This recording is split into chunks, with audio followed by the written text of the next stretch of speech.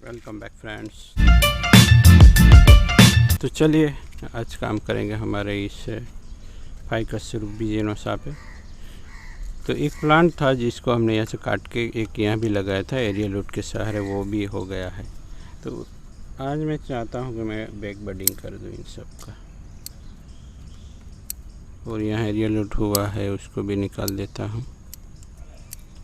तो रेमिफिकेशन के लिए बैक बडिंग बढ़िया है। अभी अक्टूबर तक हम काम कर सकते हैं प्लांट में, फिर धीरे धीरे ठंड आती जाएगी, वैसे वैसे हमें काम बंद करना पड़ेगा। तो अभी अगर हम ट्रिमिंग करते हैं, अगर बिगिनर हो तो ना भी ट्रिम करे तो भी अच्छा ही है, क्योंकि ग्रोथ थोड़ा रुक जाएगा, 1-2 महीने तक ही ग्रोथ रहेगा, फिर ये एकदम से ग्रोथ रुक देगा।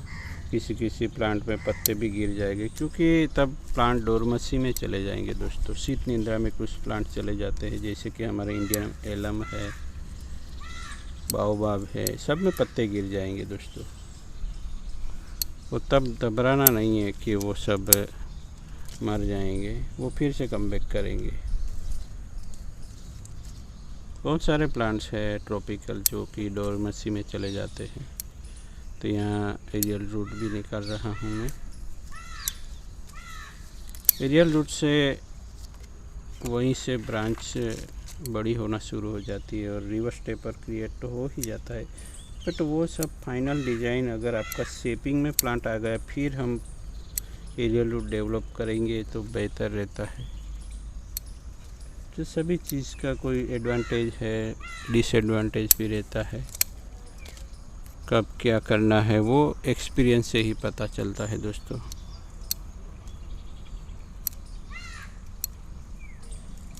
तो अभी जो भी ग्रोथ होगा उसको हम जब कुछ काम करेंगे इसमें मार्च में, तब देखेंगे इस प्लांट को। तब तक उसे ऐसे ही छोड़ देंगे। कुछ प्लांट को आप ऐसे ही छोड़ सकते हैं अभी भी कुछ ना काम करे तो, क्योंकि अभी 1-2 महीने में तो विंटर आ ही जाएगा, तब प्लांट का ग्रोथ रुक जाएगा दोस्तों।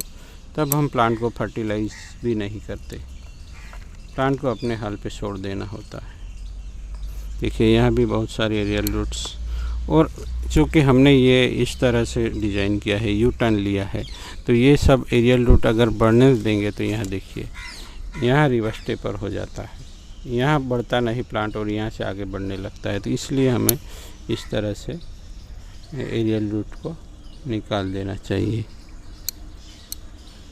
तो इससे प्लांट जो कि ऊपर से आप नीचे की तरह ट्रेन कर रहे हैं, उसमें तो एरियल रूट चाहिए ही नहीं तो प्लांट पूरा रिवर्स टेपर कर जाएगा। क्योंकि जहाँ से एरियल रूट होता है प्लांट वहीं से ग्रोथ शुरू कर देता है।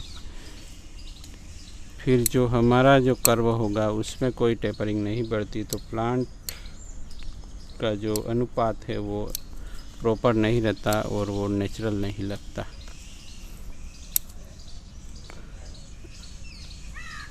और ऐसे रूट को हम नेबरी भी बना सकते हैं। नेबारी अगर किसी प्लांट आपके मैच्योर प्लांट में चाहिए तो इसमें आप ग्राफ्टिंग कर सकते हैं। इस तरह का रूट्स जो कि एस्टेब्लिश हो चुके होते हैं, जैसे कि ये रूट। अब ये रूट अपना फीडर रूट भी है, तो इसको हम किसी दूसरे फाइकस में अगर नेबरी चाहिए तो उसके साथ हम उसको ग्राफ्टिंग कर सकते हैं। वैसे किया नहीं है बट ऐसा हो सकता है।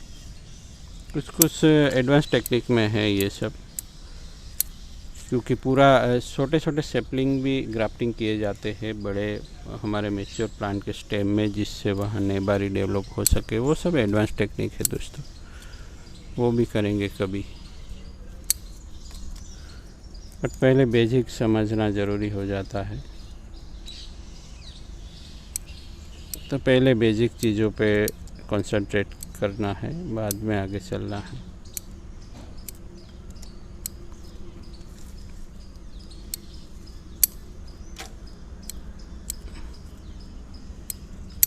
तो अगर आ जाता है वांटेड और अनवांटेड ब्रांचे को ढूंढना, तो प्लांट बढ़िया से आप शेपिंग कर सकते हैं। अब मेरे प्लांट्स कुछ आकार लेने लगे हैं, 1-2 सालों में बढ़िया से प्लांट हो जाएंगे। बाद में मैं सबको फाइनल पोट सीमेंट या सिरामिक का कुछ जुगाड़ करके हम प्लांट को पोट देंगे, तब प्लांट बढ़िया लगेंगे। अभी तक मेरे ज़्यादातर प्लांट ट्रेनिंग पोट में ही है दोस्तों। तो चलिए इसी तरह से आप काम कर सकते हैं। अभी तो ये कुछ ग्रोथ करेगा और बाद में ग्रोथ रुकेगा प्लांट का, ये याद रखें विंटर में। तब एक्सपेक्ट मत कीजिए कि प्लांट हमारा एकदम से हेल्दी ग्रो करे। देखिए दोस्तों, कुछ महीनों के बाद उसका हालत एक पूरे प्लांट की तरह दिखने लगा है और एक रेमिफिकेशन दिखाई दे रहा है। और अलग अलग प्लांट है पर दोनों एक ही कंबाइन दिखते हैं। कुछ अनवांटेड सी ब्रांच होगी या लीफ होगी, वो सब हटाने के बाद अच्छा दिखेगा दोस्तों।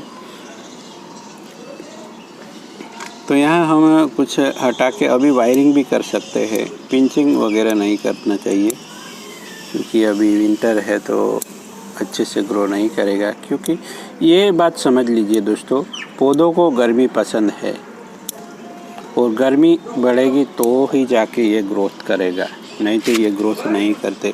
जैसे ही ठंड बढ़ती चली जाएगी ये ग्रो करना बंद कर देंगे दोस्तों। और कोई फर्टिलाइज़र देने का भी रिकमेंड नहीं करता अभी विंटर में। तो ये सब बातें अगर आपको एक प्लांट लवर है या बोनसाई बनाने की कोशिश कर रहे हैं तो आपको पता होना चाहिए कि अभी हम ज़्यादा ट्रिमिंग नहीं कर सकते। अगर पार्टिंग ऑफ कर सकते हैं, यानी जिस चीज़ की ज़रूरत ही नहीं है ऐसी चीज़ों को हम हटा भी सकते हैं, बट वो भी प्लांट पे डिपेंड करता है, प्लांट का रिएक्शन कैसा है। अगर किसी प्लांट में इस तरह का कटिंग करने से वहाँ डाईबैक भी मिलता है तो यहाँ नहीं मिलता, वो मुझे पता है तो मैं कर रहा हूँ। तो अगर पता नहीं है तो जानकारी ले, बहुत सारे वीडियो अवेलेबल रहते हैं यूट्यूब पे। मैं यहाँ मेरे एक्सपीरियंस के हिसाब से सबको प्रेरित करने की कोशिश करता हूँ। तो यहाँ जो पिछली बार ट्रिमिंग के बाद जो बचा हुआ था बैक बडिंग करते वक्त का स्टेम, वो मैं हटा रहा हूँ। इतनी ज़्यादा अनवांटेड ब्रांच तो यहाँ नहीं दिखाई देगी क्योंकि मैं हमेशा वो सब हटाते रहता हूँ। अगर बाद में भी दिखती है तो मैं हटा देता हूँ। तो पहले ही ऐसी बातों का ध्यान रखेंगे दोस्तों तो आगे जाके कोई हमें ज़्यादा कुछ सेक्रीफाइस वगैरह करना नहीं पड़ेगा। क्योंकि प्लांट जब बढ़ जाता है, थिकनेस आ जाती है, बाद में कहते हैं कि यहाँ 2 ब्रांचों में से ये अनवांटेड और उसको निकालिए, तो आपको कठिनाई होती है, अपने को अच्छा नहीं लगता। और वो जो ब्रांच होगी वो अपने पूरे डिज़ाइन को डिस्टर्ब कर रही होती है और हमें निकालने का मन भी नहीं करता। तो इन सब बातों से दूर रहने से अच्छा है पहले से ही ब्रांचों को निकाल दिया जाए। तो चलिए दोस्तों, मिलते हैं एक नए टॉपिक के साथ। Thank you for watching. उसको ऐसे ही छोड़ते हैं क्योंकि अभी थोड़ा इतना मैच्योर ग्रोथ हुआ नहीं है। चलिए।